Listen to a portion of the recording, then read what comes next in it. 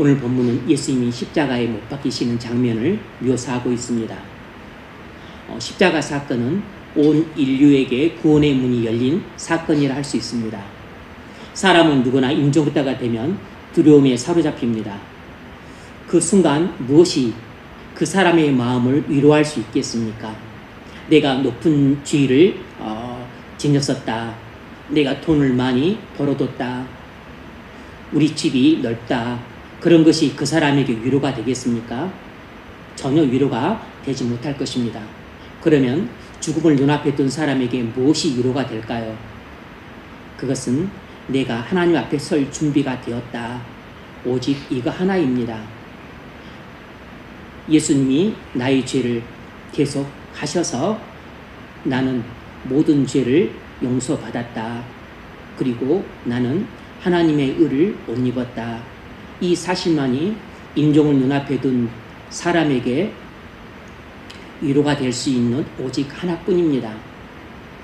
저는 죽음을 눈앞에 둔 성도들을 여러 보았고 또 중환자실 병원 신방도 가보았는데 평상시에는 복음을 귀담아 듣지 않던, 그래서 신앙생활을 그렇게 성실하게 하지 않았던 분들도 이제 본인의 죽음이 눈앞에 있음을 직감하고 있기 때문에 그때 목사가 찾아가서 이제 자기에게 마지막 복음을 전한다는 사실을 알죠. 그때 예수님이 당신의 모든 죄를 지고 십자가에서 죽으셨음을 믿으십니까? 그러면 아멘, 아멘, 아멘. 얼마나 절박한 심정으로 그 말씀을 받는지 모릅니다. 살았을 때 그랬더라면 좋았을 텐데. 그분이 정말 예수를 믿고 죽는지 안 죽는지는 오직 하나님만 아실 것입니다. 그러나 목사들은 목회를 하니까 저분이 예수를 믿고 죽는지 안 믿고 죽는지 어느 정도는 알죠. 그래서 안타까운 인종을 보게 됩니다. 예수님의 십자가의 피는 우리를 죄와 사망에서 구원하는 능력입니다. 고린도전서 1장 18절 십자가의 도가 멸망하는 자들에게는 미련한 것이요 구원을 받는 우리에게는 하나님의 능력이라. 십자가는 우리에게 구원의 능력입니다. 십자가의 구원을 받으려면 성령님의 도우심이 절대적으로 필요합니다. 같은 십자가를 보아도 사람마다 믿거나 믿지 않거나 거부하는 것은 성령님의 역사가 다르기 때문입니다. 우리가 십자가를 믿고 구원을 받으려면 성령님의 역사가 절대적으로 필요합니다. 요한복음 14장 26절 보혜사 곧 내 아버지께서 내 이름으로 보내실 성령 그가 너에게 모든 것을 가르치시고 내가 너에게 말한 모든 것을 생각나게 하시리라. 그러면 우리가 십자가에 못 박히신 예수를 바라볼 때 무엇을 깨달아야 할까요? 두 가지를 생각해 볼 수 있습니다. 첫 번째는 자기 죄를 깨닫고 회개해야 한다는 것입니다. 우리가 예수 그리스도께서 못 박히신 십자가를 바라볼 때 우리가 깨달아야 될 첫 번째는 우리 자신의 죄를 깨닫고 통해 자복하는 회개를 해야 합니다.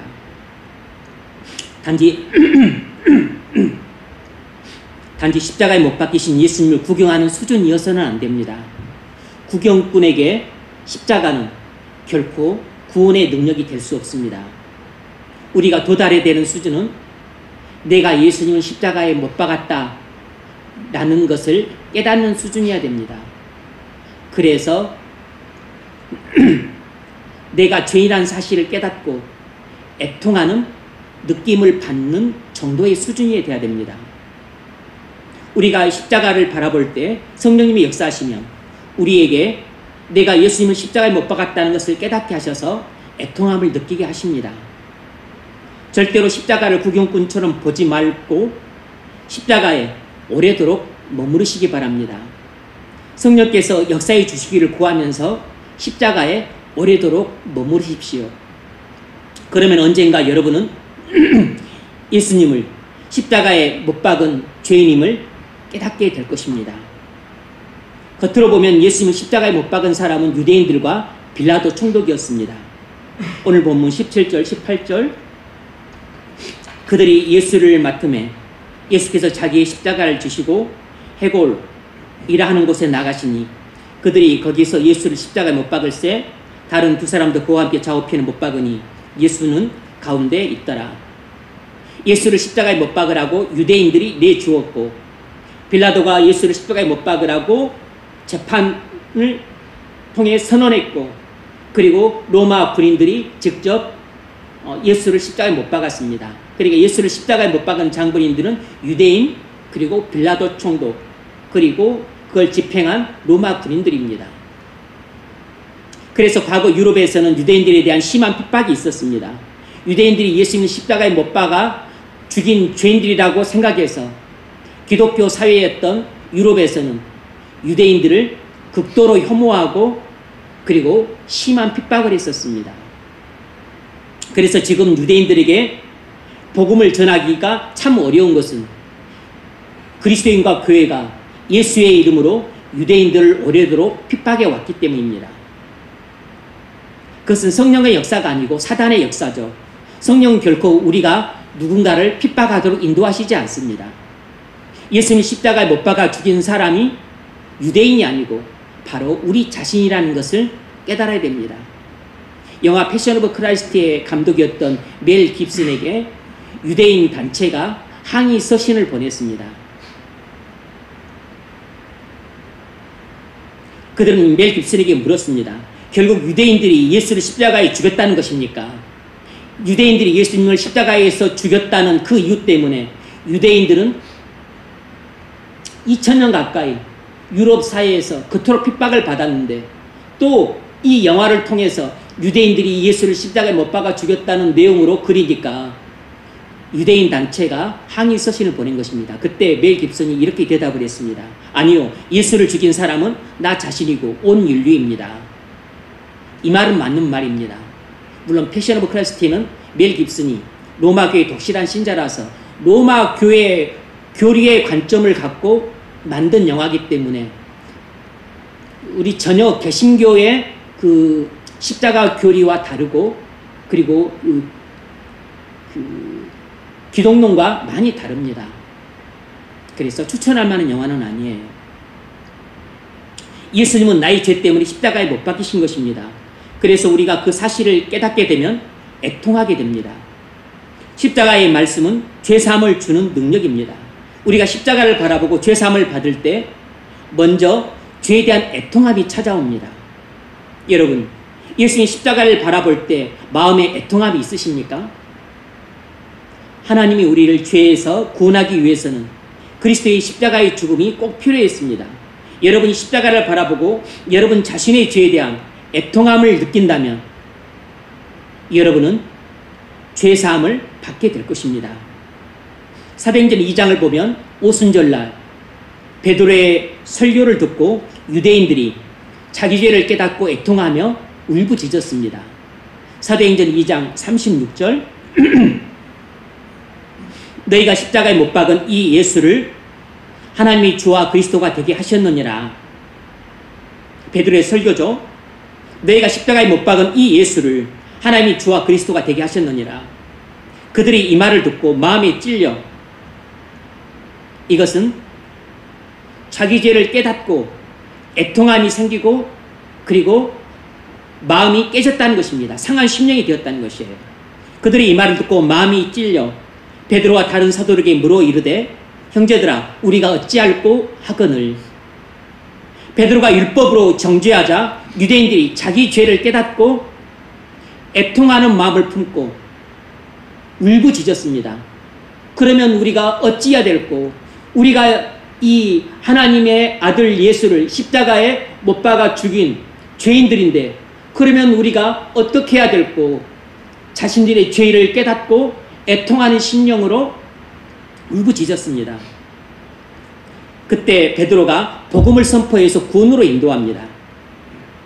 너희가 회개하여 각각 예수 그리스도의 이름으로 세례를 받고 죄사함을 받으라. 그래야만 성령을 선물로 받으리니. 뭐라 그랬습니까? 너희가 각각 회개하고 예수 그리스도의 이름으로 세례를 받고 죄사함을 받으라. 너희가 회개하고 예수 그리스도를 믿고 죄사함을 받으라 라고 말한 것입니다. 여러분, 율법으로 정죄를 받고서 자기 죄를 깨닫고 애통해하는 사람은 복음을 듣고서 회개하고 예수를 믿게 됩니다. 그러면 자연히 죄사함을 받게 돼요. 우리는 십자가를 바라볼 때 이 두 가지 일이 동시에 일어납니다. 자기 죄를 깨닫고 애통해하며 애통해하는데 그것으로만 끝나지 않습니다. 그러면 반드시 우리가 우리 죄를 회개하고 그리고 주 예수 그리스도를 믿게 돼요. 그래서 죄사함을 받게 됩니다. 율법으로 정죄를 받고서 자기 죄를 깨닫고 애통해하고 동시에 하나님의 구속의 사랑을 깨닫고서 회개하고 예수 그리스도를 믿게 됩니다. 그래서 그 결과 죄사함을 받고 의롭다함을 받게 돼요. 오늘 여러분에게 이 두 가지 일이 동시에 일어나길 바랍니다.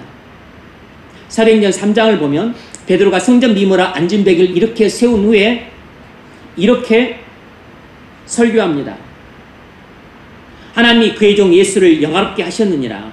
너희가 그를 넘겨주고 빌라도가 놓아주기로 결의한 것을 너희가 그 앞에서 거부하였으니 너희가 거룩하고 의로운 일을 거부하고 도리어 살인한 사람을 놓아주기를 구하여 생명의 주를 죽였도다. 베드로가 유대인들을 율법으로 강도 높게 정죄합니다. 분명히 예수님이 자신을 하나님의 아들 그리스도라고 선포했음에도 불구하고 너희가 이 거룩하고 의로운 그리스도를 죽이려고 빌라도에게 넘겨주고 빌라도가 죄가 없다고 풀어주려고 여러 번 했지만 너희가 기어코 예수를 십자가에 못 박아 죽여야 한다고 어거지를 피워서 결국은 강도를 살려주고 그 거룩하고 의로운 그리스도를 십자가에 못 박아 죽였다. 바로 너희가 예수를 십자가에 못 박아 죽인 죄인이다 라고 정죄를 한 것입니다. 유대인들이 예수님 십자가에 못 박아 죽였습니까? 네, 문자조는 그렇습니다. 그런데 우리도 유대인들과 같은 똑같은 죄인들이기 때문에 우리 죄 때문에 예수님이 십자가에 못 박히셨으므로 결국은 우리가 예수님을 십자가에 못 박은 것과 똑같은 것입니다. 그런 후에 베드로가 복음을 길게 선포합니다. 15절로 26절까지 큰 12절에 걸쳐서 그가 선포한 복음의 핵심은 이것입니다. 19절이에요. 그러므로 너희가 회개하고 돌이켜 너희 죄 없이 함을 받으라. 너희가 회개하고 돌이켜 너희 죄 없이 함을 받으라. 뭘 할 수 있습니까? 예수님의 십자가의 죽음을 바라보고 애통해하며 회개한 사람에게 죄 사함이 주어진다는 것입니다. 그래서 예수님이 우리에게 그토록 회개할 것을 권면했습니다. 회개하라 천국이 가까웠느니라. 하늘에 들어가려면 회개해야 한다는 것입니다. 천국에 들어가려면 회개해야 한다는 것이에요. 회개 없이는 천국에 들어갈 수 없습니다. 회개와 예수를 믿는 것은 동전의 양면과 같습니다. 자기 죄를 회개하게 되면 반드시 예수 그리스도를 믿게 돼요. 예수 그리스도를 믿게 되면 반드시 자기 죄를 회개하게 됩니다. 그래서 천국 문이 열리는 것이에요. 여러분, 죄사함은 자기 죄를 깨닫고 회개한 사람에게 주어집니다. 칸느 영화제 여우주연상을 수상한 이 전도연 씨가 열어냈던 미랑이라는 영화가 있습니다. 이 미랑이라는 영화는 기독교를 조롱하고 야유하는 영화입니다. 여러분이 아셨는지 모르겠는데 그 영화는 기독교인의 잘못된 회개를 고발하고 있습니다. 전도연 씨가 열어난 주인공 신혜는 남편을 잃고 남편의 고향인 밀양으로 내려가 아들을 데리고 살아갑니다. 그런데 아들이 유괴를 당해 죽게 됩니다. 깊은 고통과 슬픔에 빠진 신혜는 예배에 참석했다가 뜻하지 않게 신앙을 갖게 됩니다. 그리고 성경 말씀에 원수를 용서하라는 말씀대로 아들을 죽인 유괴범을 찾아 교도소를 방문해서 그 유괴범을 용서하겠다는 마음을 품고 교도소를 찾아갑니다. 그런데 시내가 유괴범에게 하나님의 사랑으로 당신을 용서하러 왔다고 말하자 유괴범은 너무나 평안한 얼굴로 이렇게 말을 했습니다. 나는 이미 용서받았습니다. 하나님께서 직접 나의 모든 죄를 용서해 주셨습니다. 그리고서 자기 죄에 대해 전혀 애통하지도 않은 채 신에게는 아무런 용서도 구하지 않았습니다. 저도 그 영화를 봤는데 되게 충격적이었고 이상하고 너무 어색했습니다. 뭔가 잘못된 기독교 신앙이라는 것을 느꼈어요. 그런 모습을 본 시내는 큰 충격을 받았습니다. 내가 용서하지도 않았는데 어떻게 하나님이 그 살인자를 용서했느냐는 것입니다. 그 영화는 내년 시내의 방황을 묘사합니다. 이 영화는 죄사함 받았다는 오늘날 기독교인의 믿음을 이렇게 조롱하고 야유합니다. 어떤 죄를 지었어도 예수님의 십자가 때문에 다 용서받았다고 하면서 자기 죄에 대한 애통함도 없고 피해자에게 자기 죄에 대한 용서를 구하지도 않는 그 뻔뻔하고 가증스러운 살인자의 모습이 바로 오늘날 기독교인의 모습이라고 고발하고 있는 것입니다. 뭐죠? 잘못된 기독교 신앙인 것입니다. 회개에 대한 잘못된 인식이에요. 기독교의 회개는 그런 것이 아닙니다. 기독교의 회개는 정말 예수 십자가를 바라보고 그리고 자기 죄를 깨달았으면 애통하는 마음이 찾아오고 그래서 통회자복하는 회개를 하나님 앞에 합니다. 사람이 가지 않아 하나님 앞에 해요.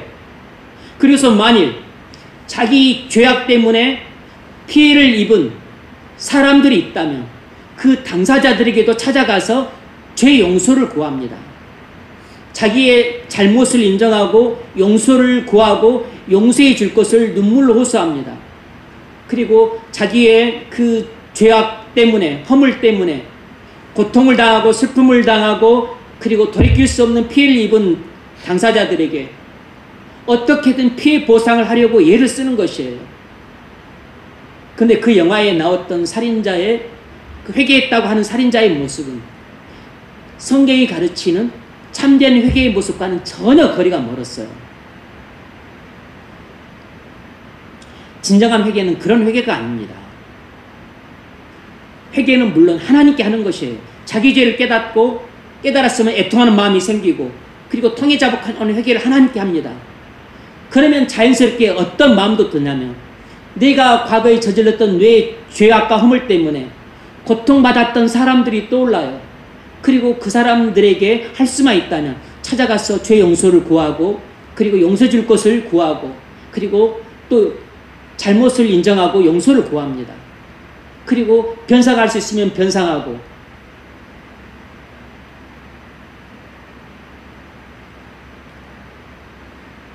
뽕나무에 올라갔던 상개오가 회개했었을 때 어떻게 했습니까? 자기가 누군 것을 토색한 일이 있으면 4배를 갚겠다고 했으면 4배를. 진정한 회개는 하나님께 하는 것이지만 그 참된 회개의 결과는 자기의 죄로 인해서 피해 입은 사람들에게 배상을 하거나 아니면 변상을 하는 것입니다. 하나님 앞에서 가슴을 쥐어뜯으면서 자기 죄를 눈물로 회개해 본 적이 없이 죄를 반복해 짓고 살면서 단순히 예수가 내 죄를 위해 죽었으니 나는 용서받았다는 교리를 지적으로 동의하면 지옥에서 천국으로 옮겨지는 것이 아닙니다. 그렇게 믿는 것은 십자가의 복음을 오해한 것이에요. 그것은 기독교의 회개를 잘못 믿은 것입니다. 그런 복음은 없습니다. 그런 회개는 없어요. 예수님의 십자가의 죽음은 우리를 어떤 죄에서도 다 구원하는 능력이 있습니다. 하지만 자기 죄를 진정으로 회개하는 사람에게만 죄사함이 주어진다는 사실입니다. 만일 그처럼 자기가 유괴를 해서 살인함으로 그 부모 마음에 대못을 받고 그 가정을 파괴시키고 한 인생을 그렇게 불행하게 만들었다는 사실을 깨닫는다면 회개하지 않은 사람조차라도 양심을 가졌다면 용서를 구하고 그리고 잘못했다고 인정하고 그리고 그렇게 눈물을 흘리면서 가슴을 칠 겁니다. 그런데 회개를 했다고 하는 사람이 죄 용서도 하지 않고 또 눈물 흘리지 않고 그리고 애통해하지도 않았다면 그건 참된 회개가 아닌 것이죠. 물론 영화에서 만드는 허구지만 우리가 정말로 예수님의 십자가의 대속을 믿는다면 우리는 자연히 우리 죄를 깨닫고 통해 자복하는 회개를 하게 될 것입니다. 그때 죄사함 받는 기쁨을 맛보게 돼요. 한 세기 전 영국에서 구세군 창시자인 윌리엄 부스가 앞으로 기독교는 어떤 기독교가 되겠습니까? 하는 기자들의 질문을 받고 이렇게 대답했습니다. 앞으로 기독교는 거듭남 없이 구원을 선포하는 기독교가 되고 회개 없이 죄 용서함을 선포하는 기독교가 될 것입니다. 라고 말을 했습니다. 거듭남 없는 기독교, 이것이 오늘날 기독교의 모습입니다. 회개함 없이 죄사함을 선포해주는 기독교, 이것이 오늘날 교회의 모습이에요. 참된 회개를 하지도 않는데 죄사함을 선포해 줍니다. 거듭나지도 않았는데 예수 믿는다고 인정을 해줘요. 성경적인 기독교가 아닙니다. 성령께서 우리 눈을 열어주시면 독생자를 보내사 나의 죄를 십자가에서 대속하시는 하나님의 사랑을 깨닫고 애통하는 마음으로 나의 죄를 회개하게 될 것입니다. 그때 하나님의 위로가 내려옵니다. 마태복음 5장 4절 애통하는 자는 복이 있나니 저희가 위로를 받을 것이며 내 죄에 대한 애통함도 없고 회개의 열매도 없다면 나는 아직 죄 용서함을 받은 것이 아닙니다. 애통함도 없고 회개도 없는데 죄 용서함을 받았다는 선포는 거짓 복음입니다. 여러분이 십자가를 바라볼 때 여러분의 죄 때문에 애통함을 느끼십니까? 여러분은 십자가를 바라볼 때 자기가 죄님을 깨닫고 회개의 자리로 나가십니까? 여러분은 십자가를 바라볼 때 무슨 생각이 드십니까? 여러분 십자가를 바라볼 때 무엇을 깨닫고 무엇을 느끼십니까? 어떤 초신자가 말씀 양육을 받고 세례를 받게 되었을 때 목사님이 물었습니다. 예수님을 믿고서 무엇을 배웠습니까? 그러자 그분이 잠시 생각하더니 눈물을 배웠습니다. 라고 대답을 했습니다. 그 눈물은 자기가 죄인임을 깨달았다는 뜻이고 그리고 참된 회개를 했다는 뜻일 것입니다. 이분은 예수를 믿고 제대로 회개를 한 것입니다. 눈물 없는 회개가 없고 눈물 없는 애통함이 없는 것이죠. 우리가 십자가로 가까이 나갈 때 성령께서 우리에게 죄로 인한 애통함을 부어줍니다. 아무리 말씀을 듣고 십자가를 바라봐도 애통함이 생기지 않는다면 성령님께 도움을 구하십시오. 성령님 제 눈을 열어 하나님의 구속의 사랑을 깨닫게 해 주옵소서. 제가 죄인임을 깨닫게 하옵소서. 하나님의 사랑과 제 죄를 깨닫게 하셔서 통해 자복하는 회개를 주옵소서. 이렇게 구하십시오. 그냥 성령을 잊고 넘어가지 말고 십자가 앞에 오래도록 머무르십시오. 성령님은 반드시 여러분에게 여러분 죄를 깨닫고 애통해하고 그리고 회개하는 마음을 주실 것입니다. 십자가를 바라볼 때 자기 죄를 깨닫고 통해 자복하는 회개를 할 수 있기를 바랍니다. 우리가 십자가에 못 박힌 예수를 바라볼 때 두 번째로 무엇을 깨달아야 되는가? 두 번째는 이것입니다. 우리 옛사람이 예수와 함께 십자가에서 죽었다는 것입니다. 우리 옛사람이 예수와 함께 십자가에서 죽었다는 것이에요. 그 말이 무슨 말인가 궁금해 하시는 분이 있을 터인데 우리 옛사람이 예수와 함께 십자가에 죽었다는 것은 예수 믿기 전 내가 예수님과 함께 십자가에서 죽었다는 것입니다.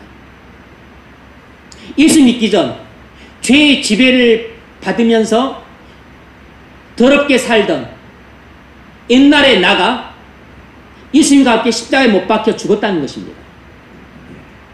십자가의 은혜는 애통함과 회개에 그치지 않습니다. 십자가의 은혜는 더 나아가서 우리 옛사람이 죽었다는 것을 깨닫게 해줍니다. 예수님이 십자가에서 죽었습니다. 내가 예수님을 믿을 때 나는 예수님과 함께 십자가에서 죽었습니다. 내가 예수님을 믿을 때 나는 예수님과 연합되어 예수님의 몸의 일부분이 됩니다. 그래서 예수님은 나의 머리가 되시고 나는 예수님의 몸의 일부분이 돼요. 그럼 머리에 해당이 되는 것은 몸에게 해당이 됩니다. 예수님이 나의 죄를 지고 나 대신 십자가에서 하나님의 심판을 받아 못 박혀 죽었습니다. 머리가 죽었기 때문에 그 머리의 몸의 일부분인 나도 죽은 것이에요. 머리에 해당이 되면 몸에게 해당이 됩니다. 머리 대신 예수님이 십자가에서 죽었기 때문에 그 몸인 나도 예수님과 함께 십자가에서 죽었습니다. 그것을 로마서 6장 6절이 이렇게 표현을 해요. 우리가 알거니와 우리 옛사람이 예수와 함께 십자가에 못 박힌 것은 죄의 몸이 멸하여 다시는 우리가 죄에게 종노릇하지 아니하려 함이니 이는 죽은 자가 죄에서 벗어났습니다.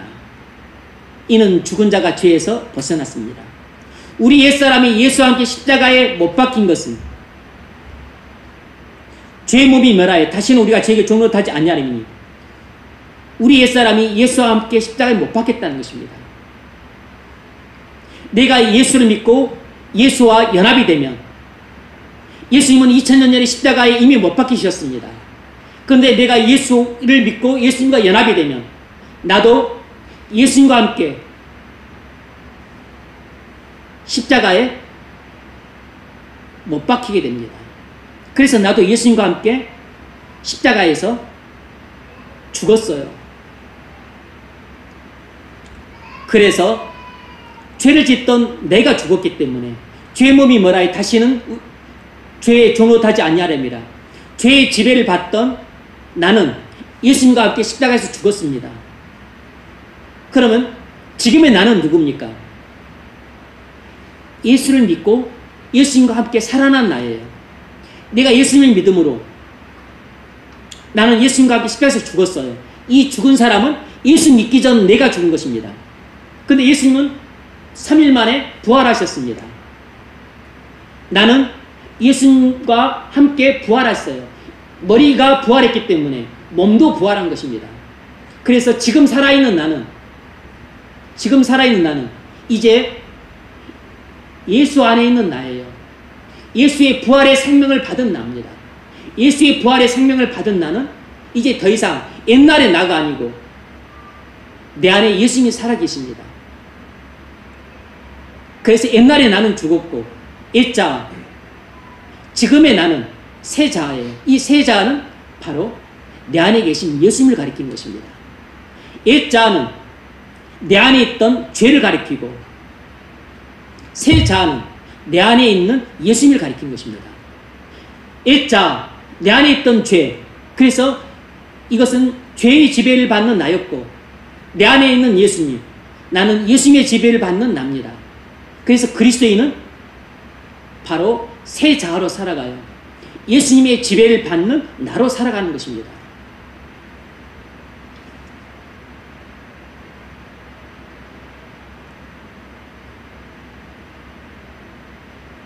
어떻게 우리가 죽습니까? 우리는 이미 예수와 함께 십자가에서 죽었어요. 어떻게 우리가 죽죠? 우리가 그리스도를 믿음으로 그리스도와 연합될 때 죽습니다. 그리스도는 이미 2000년 전에 십자가에서 나의 죄를 지고 죽었습니다. 나는 이 사실을 믿습니다. 그래서 내가 이 그리스도와 연합이 되는 순간 나는 그리스도와 함께 십자가에서 죽었습니다. 그리스도는 우리의 머리시고 우리는 그리스도의 몸의 일부입니다. 머리에 해당이 되어서는 몸에게 해당이 돼요. 그리스도가 십자가에서 못 박히실 때 나도 그리스도와 함께 십자가에 못 박혔습니다. 그러므로 십자가에서 우리의 죄 문제가 해결됐습니다. 나의 모든 죄는 십자가에서 다 없어졌어요. 이것을 갈라디아 2장 20절은 이렇게 표현합니다. 내가 그리스도와 함께 십자가에 못 박혔나니 그런즉 이제는 내가 사는 것이 아니요 오직 내 안에 그리스도께서 사시는 것이라. 이 2장 20절이 대단히 중요한 구절입니다. 그런즉 내가 그리스도와 함께 십자가에 못 박혔나니 내가 그리스도와 함께 십자가에 못 박혔나니 이것은 내가 예수를 믿을 때 그리스도와 연합됨으로 그리스도 안에서 일어나는 사건입니다. 내가 예수를 믿음으로 성령의 역사로 말미암아 그리스도와 연합이 돼요. 그리스도와 한 몸이 됩니다. 그리스도와 한 몸이 되는 순간 성령의 역사로 나는 그리스도와 함께 2000년 전 십자가에서 못 박혀 죽었습니다. 내가 그리스도와 함께 십자가에 못 박혔나니 그런즉 이제는 내가 사는 것이 아니요 내 안에 그리스도께서 사시는 것이라. 내가 예수를 믿을 때 나는 예수와 함께 십자가에 못 박혀 죽었어요. 옛날에 나는 죽었습니다. 현재 나는 내 안에 있는 죄가 아니고 죄 가운데 있던 나가 아니고 지금의 나는 예수 안에 있는 나예요.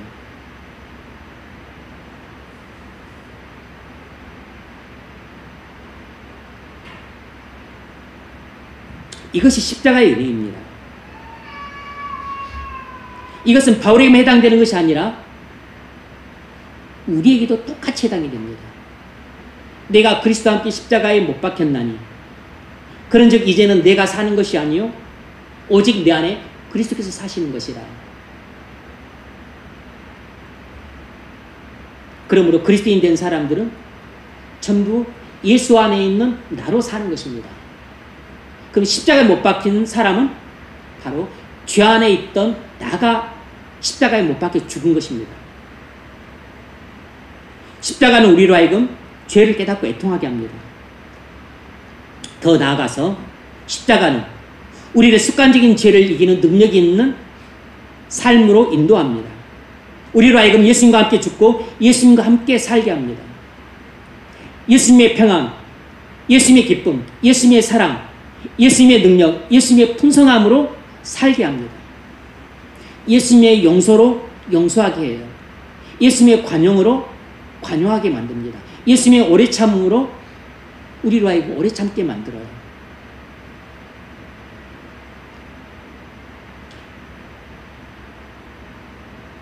내가 예전에는 한성격했어.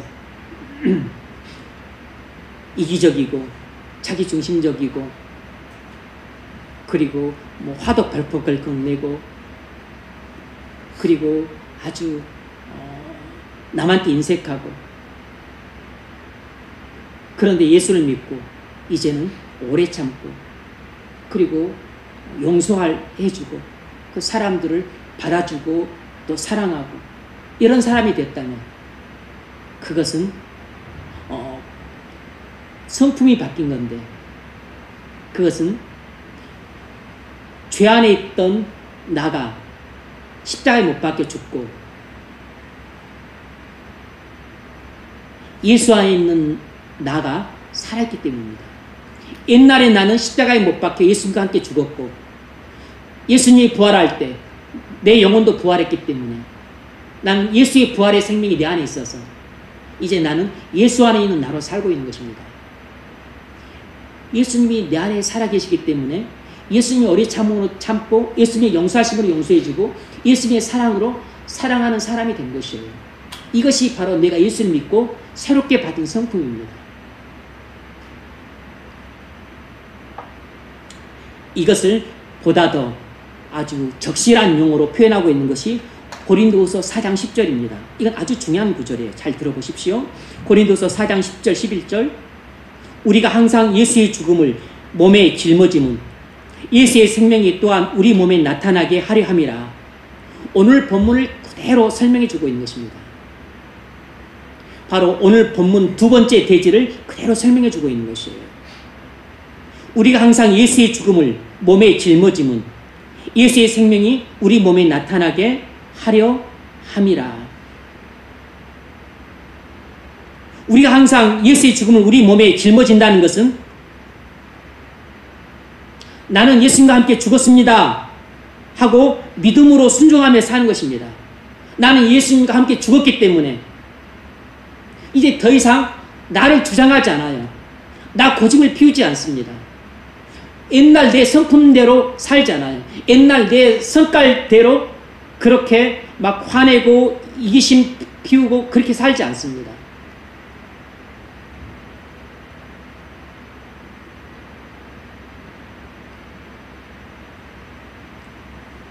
그래서 예수를 믿었다는 것은 옛날 나는 완전히 죽었다는 뜻입니다. 그리고 완전히 나는 예수 안에서 새로운 나가 됐다는 뜻입니다. 이 새로운 나는 바로 예수 안에 있는 나예요. 예수의 지배와 통제를 받는 나입니다. 이게 전혀 다른 나예요. 겉모습은 똑같은 나지만 예수를 믿은 사람은 그 속사람이 완전히 바뀌었습니다. 예전에 속사람은 죄의 지배를 받는 나였는데 지금 속사람은 예수의 지배를 받는 나인 겁니다.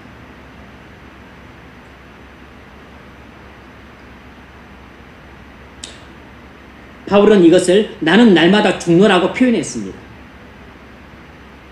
바울은 날마다 죽으니까 왜 죽죠? 자신의 옛사람이 예수 십자가에 못 박혔으니까 날마다 죽는 삶을 사는 것입니다. 화가 머리끝까지 날 일이라도 화를 내지 않는 것이죠. 내게 누군가가 큰 죄를 범했어도 용서해 주는 것입니다. 누군가가 내게 큰 허물을 범했어도 그냥 덮어주는 것이에요. 예수님의 용서로 용서하고 예수님의 관용으로 관용하고 예수님의 사랑으로 사랑해 주는 것입니다. 아주 속 썩이는 사람이 있어요. 오래 참아주는 것입니다. 예수님이 나를 오래 참았듯이 오래 참아주는 것이에요. 예수님이 내 안에 들어와 계시니까 예수님의 성품이 내 성품이 된 것입니다. 그럴 때 예수의 생명이 바울의 육체에 나타났던 거죠. 고린도서 4장 11절 우리 살아있는 자가 항상 예수를 위하여 죽음에 넘겨짐은 예수의 생명이 또한 우리 죽을 육체에 나타나게 하려 함이라. 사실 이것은 여러분 읽어도 얼른 이해가 안 될 겁니다. 되게 이해하기 어려운 구절이에요. 되게 난해한 구절입니다. 우리 살아있는 자가 항상 예수를 위하여 죽음에 넘겨짐은 예수의 생명이 또한 우리 죽을 육체에 나타나게 하려 함이라. 무슨 말이냐면 나의 옛사람이 예수와 함께 죽었기 때문에 더 이상 나는 그리스도인으로서 나를 위해 살지 않고 예수를 위해 나를 부인하고 예수를 위해 내 십자가를 지며 사는 것입니다. 그래서 바울처럼 나는 날마다 예수를 위해 죽는 삶을 사는 것이에요. 자기를 부인하는 게 죽는 것이잖아요. 내 주장을 하지 않는 게 죽는 것이잖아요. 내 고집을 피우지 않는 게 죽는 것이잖아요. 그리고 내가 져야 될 사명을 감당하는 게 죽는 것이에요. 내가 져야 될 책임을 지는 것이 죽는 것입니다. 그러니까 진정한 그리스도인의 삶은 날마다 죽는 삶을 사는 것이에요. 왜 그렇게 살아야 되는가? 나 옛사람이 죽었기 때문입니다. 그렇게 살 때 나의 새 사람이 살게 돼요. 다시 말하면 내가 그렇게 죽을 때 예수를 위하여서 내가 날마다 그렇게 예수의 그 죽음에 내가 넘겨지게 되면 예수님의 생명이 내게 나타납니다. 다시 말하면 예수님이 내게 강력하게 역사를 하게 돼요. 예수님의 생명이 내게 강력하게 역사를 해서 내가 예전에 생각할 수 없었던 용서를 하고 생각할 수 없었던 자기 희생을 하고 생각할 수 없을 정도로 마음이 바다처럼 넓어지고 바다처럼 깊어지게 됩니다. 생각할 수 없을 정도로 다른 사람을 포용하고 감싸주는 사람이 돼요. 예수의 생명이 내가 예수를 위해서 날마다 죽음에 넘겨지는 삶을 살게 되면 예수의 생명이 내게 온전히 나타나게 됩니다. 그 이야기를 하고 있는 것이에요. 여러분, 우리가 예수와 함께 십자가에서 죽은 줄 알고 이렇게 날마다 죄에 대해 죽는 삶을 살 때 예수의 생명이 날마다 우리 육체에 나타난다는 사실입니다. 바로 이 고린도후서 4장 10절 11절 말씀을 갈라디아서에서는 2장 20절로 표현했던 겁니다. 내가 그리스도와 함께 십자가에 못 박혔나니 이건 사실이죠. 사실입니다. 팩트예요, 팩트. 교리입니다, 교리. 그런즉 이제는 내가 사는 것이 아니요 내 안에 그리스도께서 사시는 것이라. 그런즉 이제는 내가 사는 것이 아니요 여기서 나는 옛날의 납니다. 죄 안에 있던 나예요. 아담 안에 있는 납니다. 그런즉 이제는 내가 사는 것이 아니요 예전에 나는 십자가에서 죽었어요. 오직 내 안에 그리스도께서 사시는 것이라. 바로 예수 안에 있는 나로 사는 것입니다. 예수의 생명이 내게 나타나는 것이에요. 그 진정한 그리스도인의 믿음의 삶이란 바로 나는 죽고 내 안에 계신 예수님의 생명이 나타난 삶입니다. 나라고 하는 못난 자는 죽고 예수님이라고 하는 새로운 완전한 자로 사는 삶이에요. 그러니까 예수를 믿기만 했는데 예수를 믿기 전에 나와 예수를 믿은 후에 나가 완전히 딴판인 것입니다. 완전히 천양지차예요. 겉모습은 같은데 속사람이 달라졌기 때문입니다. 예전의 왕은 죄였는데 지금의 왕은 예수님이기 때문이에요.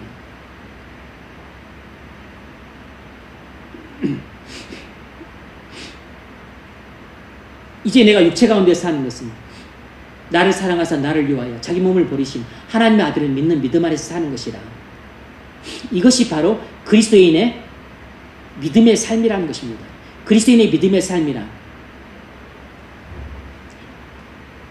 옛 자는 죽고 새 자로 사는 것입니다.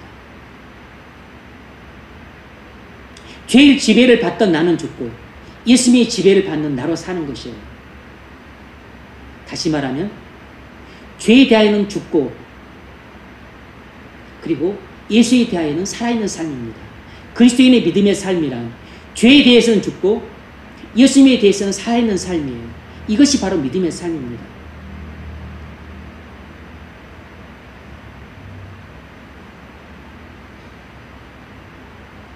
그러므로 우리는 들은 대로 십자가의 진리를 그대로 고백해야 됩니다. 나는 예수님과 함께 이미 십자가에서 죽었습니다. 내가 이 사실을 믿고 실제로 죄에 대해 죽을 때 그때 내게 예수님의 생명이 나타납니다. 내가 이 사실을 믿고 실제로 죄에 대해서 죽는 순종을 할 때 그때 나는 내 안에 예수님의 생명이 나타나요. 그래서 예수님이 나의 왕으로서 나를 통치하게 되고 나는 예수님의 통치에 순종하는 삶을 살게 됩니다. 이 일이 동시에 일어나요. 그러니까 내가 예수와 함께 십자가에 못 박아 죽었다는 것을 믿고 나의 옛사람은 죽었기 때문에 더 이상 나는 나의 옛사람을 따라 살지 않아요. 그래서 옛사람에 따라 살도록 나를 충동질할 때 그걸 거부하고 그래서 내가 죄에 대해서 그렇게 죽을 때 나의 죄의 본성으로 나를 유혹하는 것을 내가 거부하고 당연히 거부할 때 그때 나는 갈라디아서 용어로 표현하자면 성령을 쫓아 살게 됩니다. 예수님의 생명이 내게 나타나게 돼요. 그래서 내가 성령을 쫓아 살게 되는 것이 바로 예수의 생명이 내게 나타나는 것입니다. 이것을 고린도후서 4장에서는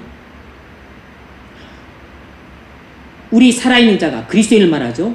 그리스도인이 항상 예수를 위하여 죽음에 넘겨짐은 죄에 대하여 죽는다는 뜻입니다. 예수의 생명이 또한 우리 죽을 육체에 나타나게 하려 합니다. 내가 죄에 대해 죽는 삶을 살면 예수의 생명이 내 육체에 그대로 나타난다는 것입니다. 그래서 사람들은 예수의 생명이 내 육체에 나타난 나를 보고서 그들은 은연중에 예수를 보게 되는 겁니다. 예수를 보게 되는 것입니다.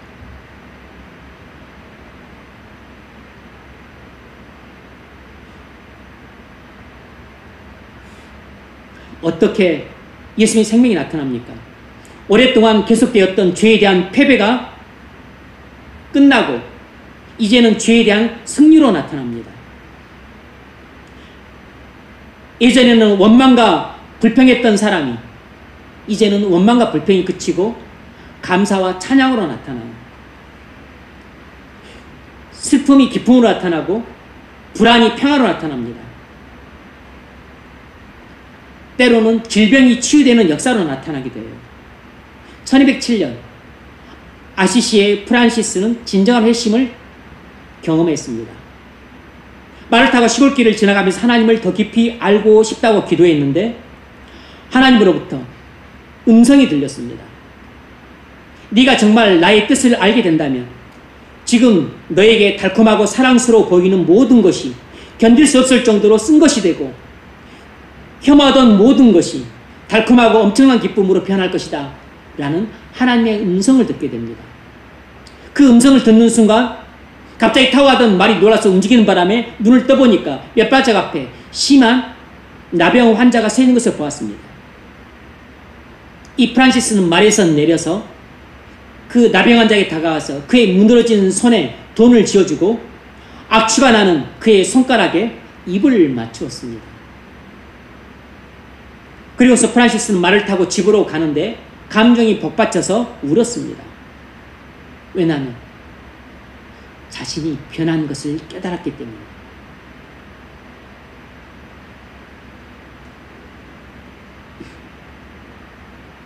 정말로 하나님께 변화되기를 간구했는데 말을 타고 가면서 그 간구했던 기도에 하나님이 음성을 돌려주심으로써 응답을 해주신 것이에요.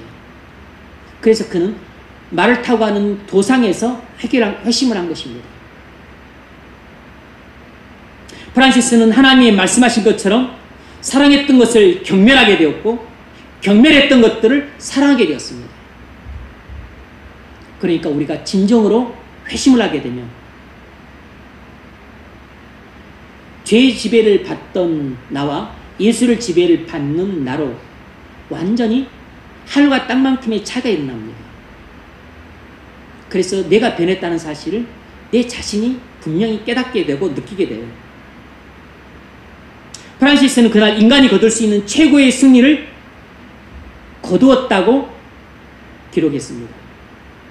프란시스는 그날 자신이 인간이 거둘 수 있는 최고의 승리를 거두었다고 고백했어요. 곧 자신에 대한 승리를 거뒀다는 사실입니다. 그러니까 진정한 승리는 다른 사람을 이기는 것도 아니고 올림픽에서 금메달을 따는 것도 아니고 다른 사람을 이기고 사장으로 승진하는 것도 아니고 진정한 승리는 자기를 이기는 것입니다. 자기를 이기는 것이 인간이 거둘 수 있는 최고의 승리예요. 프란시스는 예수님과 함께 죽고 예수님의 생명으로 살게 되는 체험을 처음으로 한 것입니다. 우리가 예수를 믿음으로 예수님과 함께 십자가에서 죽게 되면 그때부터 우리는 우리 자신과의 싸움에서 이기는 승리를 경험하게 됩니다. 나의 옛사람이 십자가에 예수와 함께 못 박혀 죽어야 됩니다. 그때 비로소 나는 나의 옛사람, 나의 죄를 이길 수가 있어요. 나 자신을 이길 수가 있습니다. 나 자신에 대한 진정한 승리는 나의 옛사람이 예수와 함께 십자가에서 죽어야 됩니다. 나의 옛사람이 죽지 않으면 절대로 우리는 나 자신을 이길 수가 없어요. 내 안에 예수님이 들어오셔야만 나 자신을 이길 수가 있습니다. 나 자신은 못난 나 자아예요. 여러분에게도 프란시스와 같은 희심이 있기를 바랍니다. 인간이 거둘 수 있는 최고의 승리를 거두십시오. 자신을 죽이는 최고의 승리의 삶을 사실 수 있기를 바랍니다. 여러분도 경험해 보셨을 것이에요. 여러분이 여러분의 욕망을 죽일 때 승리의 쾌감을 맛봤을 것입니다. 여러분이 여러분의 미움과 분노를 누르고 잠재우고 그 대신에 미움 대신에 사랑을 하고 분노 대신에 여러분이 온유하게 대할 때 그때 여러분이 여러분 자신을 이기는 승리의 쾌감을 다 경험을 해봤을 것입니다. 화가 머리끝까지 오르고 그리고 막 부하가 치미는데 그것들을 기도를 통해서 또 말씀을 통해서 그것들을 잠재우고 말할 수 없는 온유함으로 그리고 미움은 사랑으로, 그리고 차가움은 따뜻함으로, 거침은 부드러움으로 그걸 바꿔내서 우리가 상대방을 대할 때 우리 자신은 느껴요. 내가 내 자신을 이겼다. 하나님의 은혜로 내가 내 자신을 이겼다. 예수 안에 있는 나가 죄 안에 있는 날 이겼다. 내가 못난 자에 내가 휘둘리지 않고 내가 새로운 자, 내가 죄에 대해 죽음으로 예수의 생명이 내게 나타났다. 그걸 다 우리가 느낍니다. 그게 바로 나 자신과의 싸움에서 이긴 것입니다. 나 자신을 이기는 삶, 이것이 바로 최고의 승리의 삶이에요.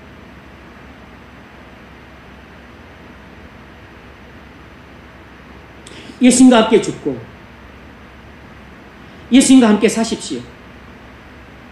자신을 죽이는 삶보다 더 최고의 삶은 없습니다. 예수님과 함께 죽고 예수님과 함께 사는 것이 뭐가 그리 중요하냐? 우리 인생에서 가장 중요한 일입니다. 우리가 혼자 살 때 행복과 불행을 결정하는 것은 좋은 배우자를 만나거나 아니면 넓은 집을 얻는 것이 아닙니다. 예수님과 함께 죽고 예수님과 함께 사느냐에 달려있어요. 우리가 가정을 이루어 살 때는 더욱더 내가 예수님과 함께 죽고 예수님과 함께 사느냐 하는 문제가 중요하게 다가옵니다. 가정을 이루어 사는 것은 혼자 사는 것보다 훨씬 더 힘들고 어려운 일이기 때문이에요. 가정의 행복은 어떤 사람을 만나느냐가 중요하지 않다고는 말할 수 없지만 그건 부차적인 변수고, 가정의 행복을 결정짓는 주된 변수는 내가 예수님과 함께 죽고 예수님과 함께 사느냐 하는 것이에요. 여러분 가정의 행복은 배우자가 잘생겼냐, 배우자의 직업이 좋냐, 배우자가 돈을 많이 벌었냐, 여기에 달린 것이 아니고 내가 예수님과 함께 죽고 예수님과 함께 살고 있느냐에 달려있다는 사실을 명심하셔야 됩니다. 그래야 헛다리를 짚지 않는 것이에요. 그래야 배우자를 찾는데 잘못 찾고 나중에 땅을 치며 후회하지 않게 됩니다. 내가 예수님과 함께 죽고 예수님과 함께 살았다면 여러분이 찾아야 될 최고의 배우자도 예수님과 함께 죽고 예수님과 함께 살고 있는 배우자예요. 그것은 어떤 직업보다 낫고 어떤 돈보다 낫고 어떤 아름다움이나 멋짐보다 나은 것입니다. 그런데 교회를 다녀도 대부분 이런 외적인 요인들만 중요하게 여기지 눈에 보이지 않는 내적인 요인들은 그렇게 값어치 있게 계산해 주지 않은 것 같아 참 씁쓸하고 그리고 슬프기까지 합니다.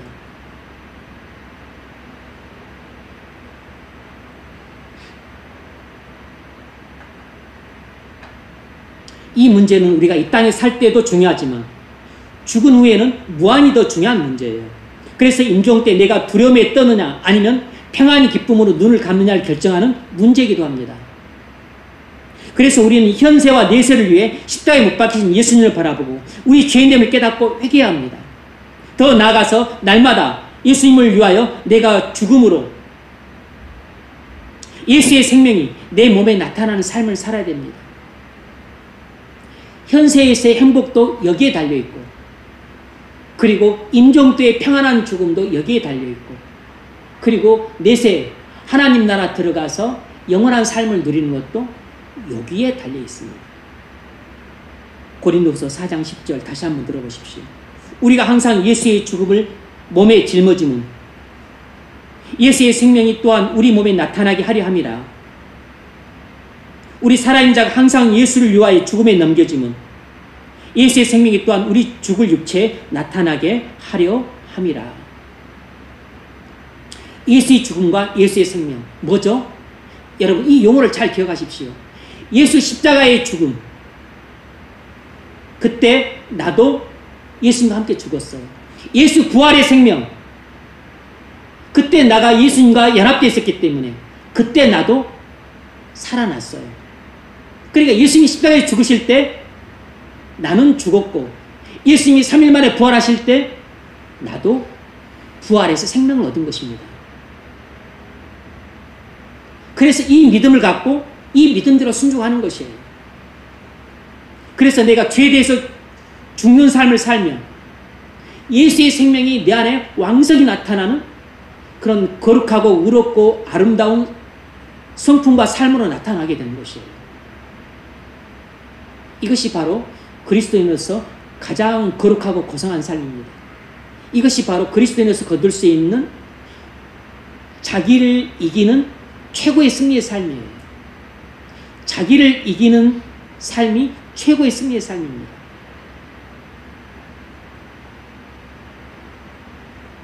십자가는 하나님의 작품입니다. 누가 십자가를 통해 이런 일을 했으리라고 생각했겠습니까? 예수님이 십자가에서 죽으실 때 우리 옛사람도 함께 죽고 예수님이 살아나실 때 우리 세상도 함께 살아났습니다. 그러므로 우리는 십자가의 대속을 믿을 때만 죄에 대한 패배에서 벗어나서 예수로 말미암는 승리의 삶을 살 수 있습니다. 그러므로 예수님의 십자가의 죽음이 곧 나의 죽음임을 믿으십시오. 예수님의 십자가의 죽음이 바로 나의 죽음임을 믿으시기 바랍니다. 예수님의 부활의 생명이 곧 나의 생명임을 믿으십시오. 예수님이 십자가에서 죽으실 때 나도 예수와 함께 십자가에서 죽었고 예수님이 부활하실 때 나도 예수님과 함께 부활해서 생명을 얻었습니다. 그러므로 옛날에 나는 죽었고 새로운 나가 살아있습니다. 죄의 지배를 받던 나는 죽었고 예수의 지배를 받는 나가 살아있는 것이에요. 그래서 나의 겉모습은 예나 지금이나 똑같지만 나의 속사람은 완전히 달라졌어요. 이제 내 안에 살아있는 것은 옛날 죄가 아니고 이제 내 안에는 예수님이 살아계세요. 그러므로 더 이상 나는 죄에 대해서 죄를 따라 살면 안 되는 것입니다. 그럼 왜 내가 죄를 따라 계속 살아갑니까? 아직까지 죄가 우리 몸속에 잔재가 남아있기 때문이에요. 이미 죄는 모가지가 달캉 떨어져 죽었는데 아직도 죄의 뿌리가 우리 몸속에 남아있기 때문에 그 세력이 강력해서 아직도 죄의 세력이 남아있는 것입니다. 하지만 그 죄는 십자가에서 죽었어요. 그래서 더 이상 옛날 예수 믿기 전 내 안에서 활동했던 것처럼 그렇게 강력히 역사를 못합니다. 이제는 내 안에 더 강력한 왕이신 예수님이 계시기 때문에 이제는 예수님이 왕이고 더 이상 죄가 왕이 아닙니다. 하지만 죄가 왕로 타려고 하죠. 그때 왕로 타지 말라고 예수님 성령으로 발로 모가지를 짓밟아야 됩니다. 죄의 모가지를 짓밟아야 돼요. 죄가 기승하고 그리고 바로 하지 못하도록 모가지를 짓밟아야 됩니다. 그것이 바로 로마서 8장 13절에서는 그렇게 표현하는 것이에요. 영으로서 몸행실을 죽이면 살리니, 영으로서 몸행실을 죽이면 살리니, 성령으로 몸행실이 무엇입니까? 죄를 따라 죄를 지으려고 하는 그 내 행동, 이것을 모가지를 밟아야 된다는 것입니다. 모가지를 팍 밟아서 그 꼼짝 못하도록, 바로 하지 못하도록 모가지를 밟아야 돼요. 그렇게 해서 죽여야 됩니다. 화가 머리까지 나는데, 머리까지 나요. 예수 믿기 전이나 예수 믿는 후나 머리까지 나는데 이걸 참아내야 되는 겁니다. 그리고 온갖 정죄의 말, 미움의 말을 쏟아부으려고 내 입이 막 아주 준비가 되어 있는데 미움의 말, 분노의 말, 저주의 말, 악담, 비방 이걸 하지 않고 완전히 바꿔내는 것입니다. 따뜻한 말, 부드러운 말, 사랑의 말, 용서의 말, 위로의 말, 격려의 말을 해주는 것이에요. 실은 내가 바로 1시간 전까지는 아주 그냥 미움의 말, 분노의 말, 저주의 말, 악담의 말을 내가 준비를 했었는데 이걸 싹 바꿔내는 것입니다. 이것이 바로 나를 이기는 삶이에요. 나를 죽이는 승리의 삶입니다.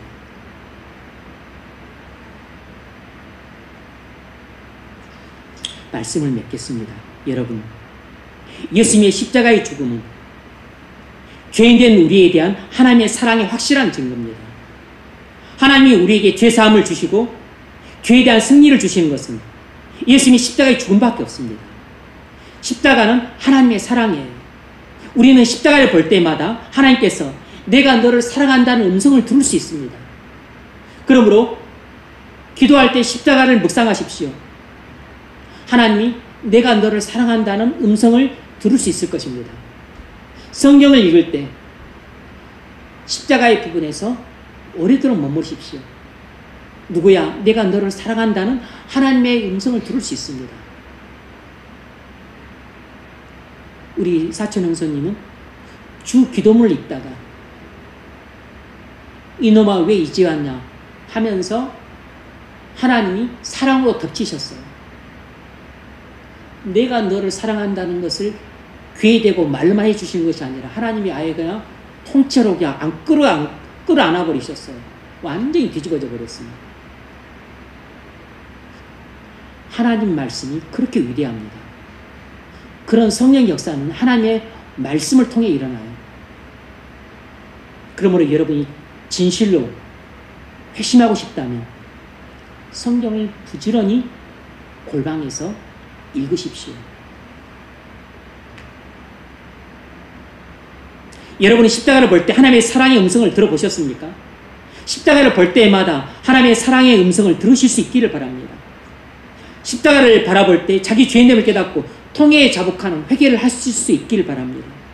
더 나아가서 십자가를 바라볼 때 나의 옛사람이 예수와 함께 십자가에서 죽었다는 사실을 매번 깨달으시길 바랍니다. 나는 예수와 함께 죽고 예수와 함께 살아났으므로 이제 나는 예전에 죄의 지배를 받던 내가 아니고 예수의 지배를 받는 나로 산다는 것을 믿으십시오. 그래서 죄에 대한 패배가 끝나고 죄에 대한 승리의 삶을 살아가시는 여러분 되시기를 주의 이름으로